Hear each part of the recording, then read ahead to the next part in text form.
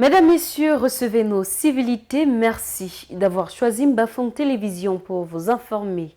Au sommaire de cette édition, développement local, nouvelle bâtisse dans l'arrondissement de Babadjou, un poste de police.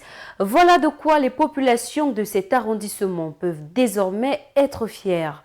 L'édifice a été inauguré le jeudi 5 décembre 2024, en même temps que le tout premier chef de poste a été installé dans ses fonctions. De quoi rendre fiers les élites de Babadjou. Nous en parlons dans ce journal. Également à suivre dans cette édition, prévention des conflits agro-pastoraux dans l'arrondissement de Babadjou. Une réunion préparatoire de descente sur le terrain est prévue le 11 décembre prochain.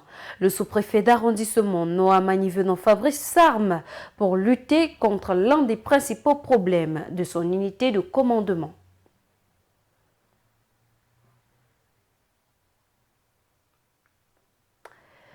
Bonne nouvelle pour les populations de Babadjou. L'arrondissement tient son tout premier poste de police. La cérémonie d'inauguration de cette structure garante de la sécurité des biens et des personnes s'est déroulée le jeudi 5 décembre 2024.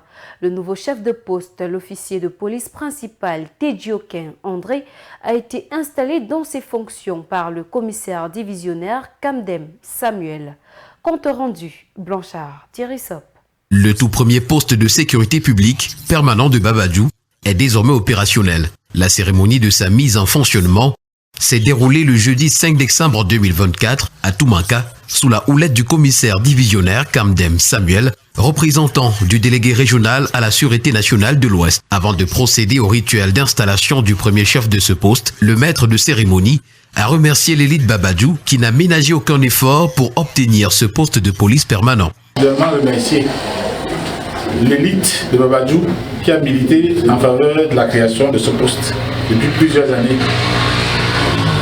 Pour ne pas les citer, je voudrais en tête nommer l'honorable Noah qui a œuvré de bout en bout pour rassembler les forces vives de cet arrondissement à l'effet d'aménager ce service local, de l'apprêter et de le mettre à la disposition de la Sûreté nationale.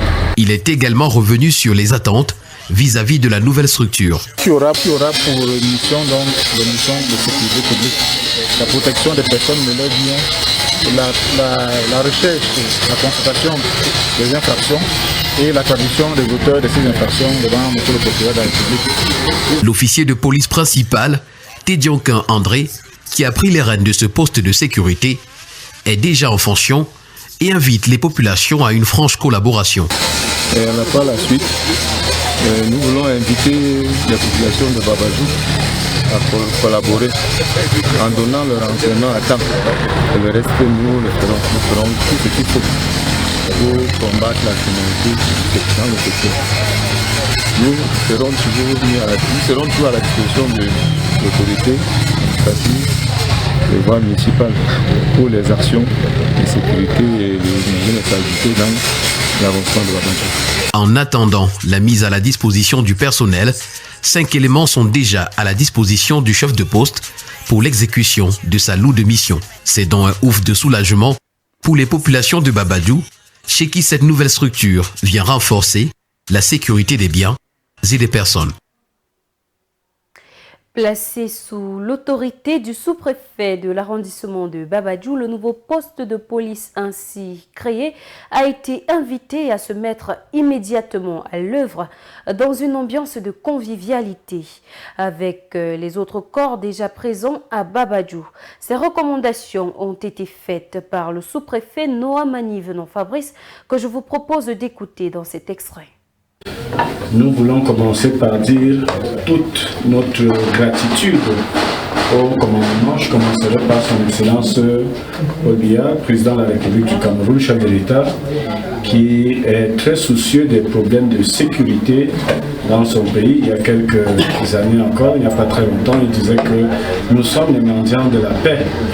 Et pour nous qui sommes ici, en zone orange, parce qu'à la limite de la zone rouge locale, c'est vraiment une manne tombée du ciel. Nous ne pouvons que dire notre gratitude envers la plus haute autorité de l'État qui a donné le ton, donné les orientations. Et merci aussi à M. le gouverneur de la région de l'Ouest qui a tenu à matérialiser cette volonté du chef de l'État ici à Babadjou. Prévention des conflits agro-pastoraux dans l'arrondissement de Babadjou, une réunion préparatoire de descente sur le terrain est prévue le 11 décembre prochain. Présidée par le sous-préfet de l'arrondissement de Babadjou, Noah Manivenon Fabrice, cette assise aura lieu dans la salle des fêtes de la mairie de Babadjou à partir de 10h. Sont attendus les agriculteurs et éleveurs exerçant dans les zones de pâturage de Balepo, Bawa et Bamelo. Il faut rappeler que cette réunion vise à préparer la descente sur le terrain des membres de la commission chargée du règlement des litiges agro-pastoraux.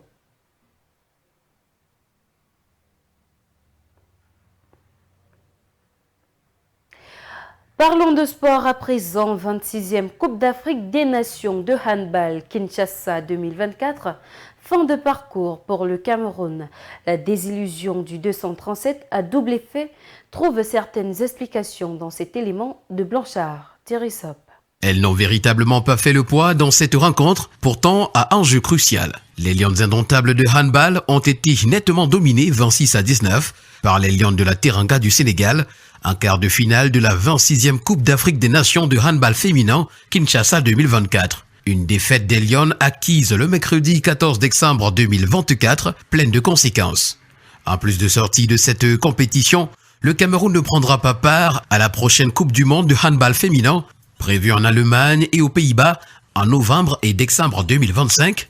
Les problèmes de primes ainsi que l'absence inexpliquée de Eko Karishma sont entre autres pistes pouvant expliquer cet échec du Cameroun qui jusqu'ici occupait la 2e place sur le continent. Le Cameroun joue le Congo ce jeudi dans la Coupe du Président, tandis que l'Algérie jouera le pays hôte, la République démocratique du Congo, elle aussi éliminée. Dans le Caridas, le Sénégal croisera la Tunisie demain, vendredi. L'autre demi-finale mettra aux prises l'Égypte aux championnes d'Afrique angolaise. Lancée le 27 novembre dernier dans la capitale congolaise, la 26e Coupe d'Afrique des Nations de handball féminin s'achèvera le samedi 7 décembre prochain avec la succession ou le maintien de l'Angola. Championnat MTN Elite One. Après 8 mois de trêve, les acteurs retrouvent les stades dès demain samedi. Bamboutos Football Club de Mbouda fera sa rentrée le dimanche 8 décembre prochain au stade Arena de Mbouda contre le Canon Sportif de Yaoundé. Le match d'ouverture de la saison opposera Stade Renard de Melon à Aigle Royal du Mongo. Découvrons les affiches de cette première journée avec Simplice Tchofo. Le bal de cette saison sportive 2024-2025 en MTN Elite One sera donné à la Fédération camerounaise de football ce samedi 7 décembre 2024 avec le match d'ouverture qui opposera Stade Renard de Melon à Aigle Royal du Mongo. La rencontre débutera à 15h sous le regard du président de la FECAFOOT, Samuel Eto'o. Après le match d'ouverture, les autres rencontres se joueront le lendemain, dimanche 8 décembre 2024. L'affiche de rêve de cette journée est celle qui opposera Bamboutos FC de Mbouda au Canon Sportif de Yaoundé au Stade Arena de Mbouda. Le coup d'envoi de la rencontre sera donné à 15h. Les Mangwa Boys, qui ont un effectif renouvelé à 80%, auront donc fort à faire ce dimanche face au Mekor Mengonda. Le club de la capitale avait décroché un nul 3 buts partout au match aller la saison dernière à Mbouda avant d'infliger une correction 3-0 au fils unique en match retour. C'est donc une rencontre sous haute tension à l'allure revanchard qu'on suivra ce dimanche à 15h au stade Arena de Mbouda sur la radio Bafon de Babadjou et en images sur les plateformes Bafon TV. Sur d'autres stades de la République, toujours ce dimanche, on assistera à 2 rencontres au stade annexe Rumdeyadja de Garoua. À 14h, Gazelle recevra AS Fortuna de Mfou et à 16h, c'est Coton Sport de Garoua qui jouera la colombe sportive du Dja et Lobo. Au stade Mbappé-Lépé à Douala, 2 affiches seront également à suivre. À 14h, l'Union sportive de Douala jouera les Astres de Douala dans le derby de la capitale économique. À 16h sur la même pelouse, Dynamo de Douala recevra Fauve Azur Elite de Yaoundé. Au stade de Bafoussamba Menzi, à 15h, la Panthère sportive d'Undé Zumanto accueillera Pidor Bioudi de Bamenda. Au Centenary Stadium de Limbe, le champion du Cameroun en titre, Victoria United, recevra Young Sport Academy de Bamenda dans le derby anglophone. C'est la fin du journal, mesdames, messieurs. Merci de nous avoir suivis. Au plaisir de vous retrouver très prochainement pour une nouvelle édition. Bonsoir.